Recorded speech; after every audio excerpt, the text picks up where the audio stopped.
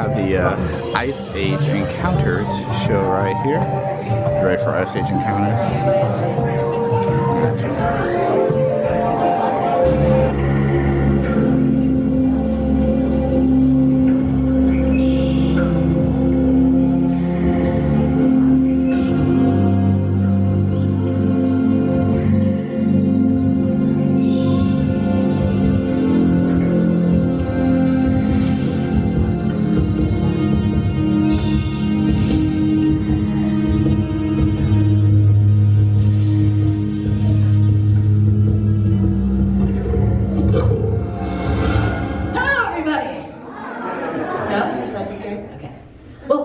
Brea Tar Pits. This is a remarkable place with an extraordinary connection to the past.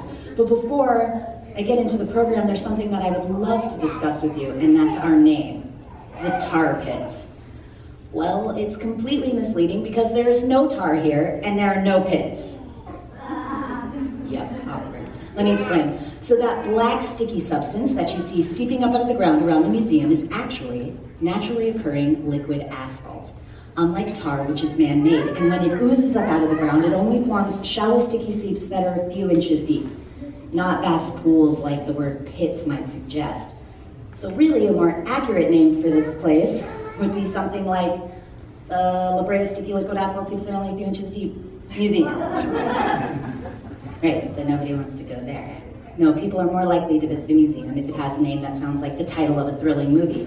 You know, something like The Creatures from the La Brea Tar Pits.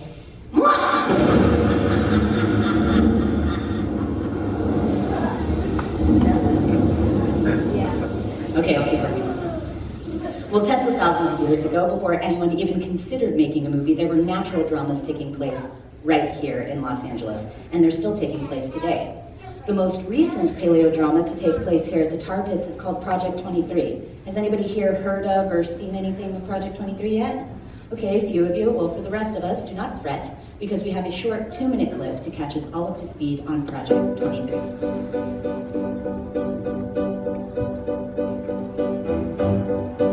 Project 23 is the most important dig that we've had here in the last 100 years. We have an entire population of animals that we can study. And the more that we find, the more answers we can eventually figure out. It could double our fossil collection. It could lead us to find out so much more about the late Pleistocene and how these animals lived and ultimately how they died. Project 23 is a salvage project started in 2006 when the art museum next door to the La Brea Tar Pits dug an underground parking structure. They found 16 deposits of fossils, which they boxed into 23 boxes, hence the name Project 23. It was suspected that we were going to find fossils right next to the world's largest Ice Age fossil site, and we did. Zed was discovered because the art museum next door decided to dig a really big hole. A backhoe was planing the ground and all of a sudden hit his skull. So they found everything in place, and it turned out to be about an 80% complete Columbian mammoth in only 45 square feet. This is one of his cool pieces. This is his left tusk, and it's the first complete tusk ever found at Rancho La Brea. Normally we find a deposit, dig down, find all the bones, and pull them out and process them. But we couldn't do that because there was a parking structure being built. So we boxed up the whole deposit. We found the edges, dug down around it, dug underneath it, boxed it up, craned it over onto our property. Not only do we have to excavate all of the fossils, we also have to clean them, identify them, catalog them, database them, and store them. We keep the fossils for research as well as education and exhibits. People from all over the world come to the Tar Pits, study the fossils that we have here. We're a site-specific museum. We're extremely important. All the questions are not answered. We don't know what we want to know. And so because the fossils are here and because the data is here, hopefully going to be some researchers in the future who are going to be able to answer some questions. Project 23 was a golden opportunity, and when it fell into our paleontologist labs, they knew exactly what to do, and that's dig. And they've certainly had plenty of practice. We've been digging things up around here since 1913. Mostly the remains of extinct animals, but so much more. The majority of the things dug up around here are anywhere between 11,000 and 55,000 years old. And when our excavators enter one of these crates and dig themselves deep down into the deposits, it takes us all further and further into the past. this is where we begin to piece together the stories that the bones have been waiting to tell us for thousands of years. It all begins when our excavators carefully remove bones one at a time from a deposit like this. Now, a deposit is basically a solid mass of dirt, and in this case asphalt, which contains the fossilized remains of dead animals. Now, this deposit is chock full of bones, and removing them is a very slow and delicate process. This deposit is solid now, but it wasn't always thus. It was once part of a massive oil field, which currently resides 1,700 feet below your very seats. During the late Ice Age, a phenomenon took place, which still happens today, in which liquid asphalt from this oil seep rose to the surface through cracks in the Earth's crust. Once it reached the surface, it formed those shallow, sticky seeps. Now, these seeps eventually got covered over by dust, leaves, and rainwater, camouflaging them, making them undetectable to the naked eye. And we suspect that in the summer heat, when these seeps were particularly sticky, unsuspecting animals would wander in and become, well, hopelessly stuck. So who were these animals? Let's take a look at a few. I see a short-faced bear, a dire wolf, a saber-toothed cat, a teratorn, that's a predatory bird with a 12-foot wingspan, and a Shasta ground sloth. Now, these are just a few examples of the extinct creatures excavated from the deposits here at the museum. And as you can see, these skeletons are incomplete. So it is our paleontologist's next job to fill in the blanks. And I'll demonstrate this process with you now using the saber-toothed cat in the upper right-hand corner. Fun fact, this is actually your California state fossil, in case you didn't know you even had one of those.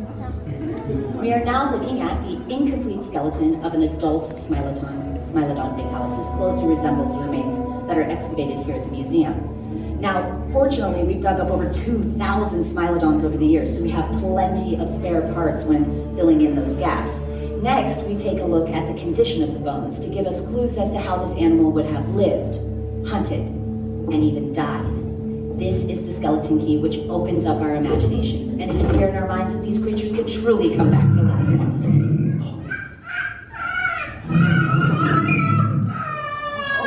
That's a totally natural reaction.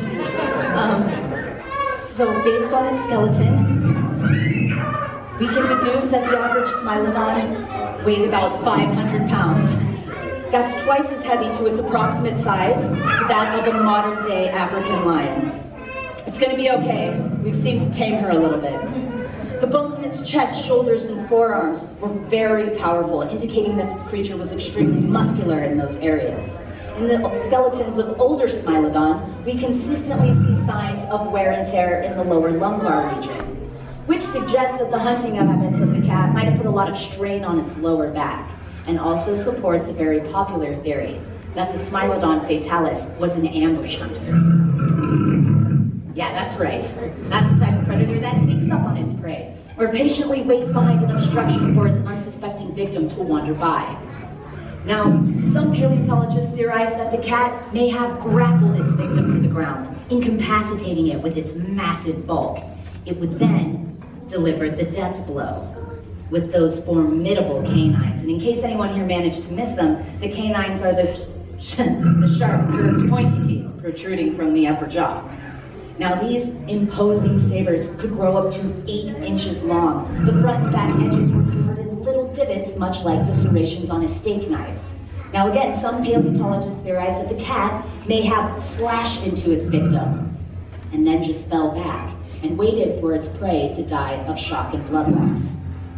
Now, these imposing sabers were no obstacle when moving in to bite, since it's believed that the Smilodon fatalis could open its jaw anywhere between 90 and 120 degrees. They were no obstacle when devouring a carcass either, since the cat would have probably used the sharp carnassials on the side of its mouth for chewing. Now, our beautiful cat here hunts alone, but paleontologists also theorize that the Smilodon would have lived and hunted much in social groups, like modern-day lion prides. So that's our cat. Everything. What about her environment? Asphalt acts as a time capsule not only in trapping animals, but also aspects of our natural world. Preserved evidence of trees and foliage paints a picture of an Ice Age Los Angeles, which is only slightly different from the LA that we know today. Of course, there were no buildings or freeways. The average temperature would have been a little bit less and the average rainfall a little bit more. Doesn't that sound nice? The plant evidence is consistent with the sagebrush scrub that we see today, even around the museum, but with groves of oak in the warmer period and groves of juniper in the cooler ones. Now, looking into this environment, we'll begin to see the image of a Harlan's groundswell. There he is. Now, he's just blissfully munching away by a watering hole, completely unaware of the asphalt seed concealed beneath his path. And as the sloth moves in closer, he will seal his own fate.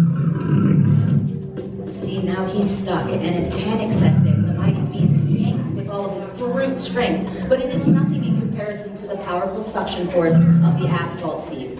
And as the sloth's struggles intensify, he will let loose a series of loud cries.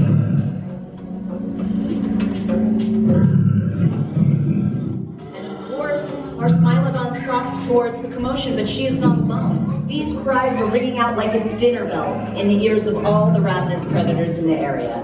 The number of carnivore bones excavated here in the museum outnumber those of herbivore bones 9 to 1. Which suggests a scenario much like this, in which the cries of one trapped herbivore acted as a magnet, drawing in all the predators in the area.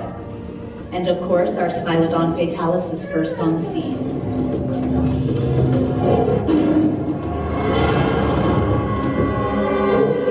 Oh, and now she too is stuck, and will share in the fate of her would-be prey. Now I'm just going to freeze this for a second, because I trust that you can all use your imaginations as to how this scene will intensify with the addition of each new predator. But rather than focusing on those gruesome details, we're just going to skip ahead and catch a glimpse of what's next to come. So now the cat and sloth are slumped over and permanently fixed to the asphalt seed. Our entrapment event is complete. The bones underneath the surface have begun their very, very long journey, which will eventually lead them back to us. All of the remains exposed to the elements will eventually decompose and decay, and rainwater will help to bring a fresh layer of sediment concealing this entrapment. Now bones are very porous, and they absorb the asphalt. The asphalt then preserves the bones by repelling groundwater and preventing decay, and this unique fossilization process makes animal remains that are tens of thousands of years old appear to have only been dead for a few weeks once excavated. And now we have more asphalt up through the cracks, again helping to conceal all previous evidence of an earlier entrapment. It too gets its own camouflaging layer, and the cycle continues.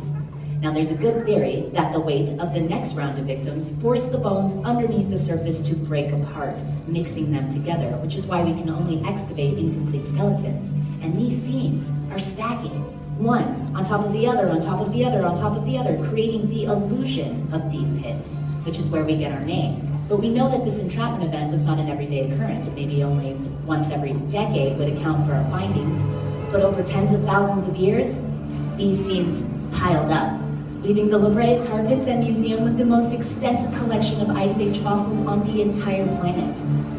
Since 1913, we have excavated over 3.5 million fossils. And Project 23 could add some 2 million more. Well, that is all that I have for you today here in the theater, but please continue to go see what else the museum has to offer. There is our Pleistocene garden outside, which recreates an environment of an Ice Age Los Angeles. There is Zed, the Columbian mammoth that we learned about in the movie. His remains are scattered throughout the museum. It's also a lovely day to take a tour, or you can just follow the fence around outside and catch some of our excavators hard at work at Project 23. And we're always looking for more volunteers. Thank you everyone so much for joining us today. My name is Lisa. If you have any questions about it, or you'd like to see the skull up close, now is the time we'll all be in the theater to answer your questions. And thank you again so much for being here. We really appreciate having you. I just got done seeing the Ice Age Encounters show, right, in the Encounters here. What'd you think of that? It was exciting.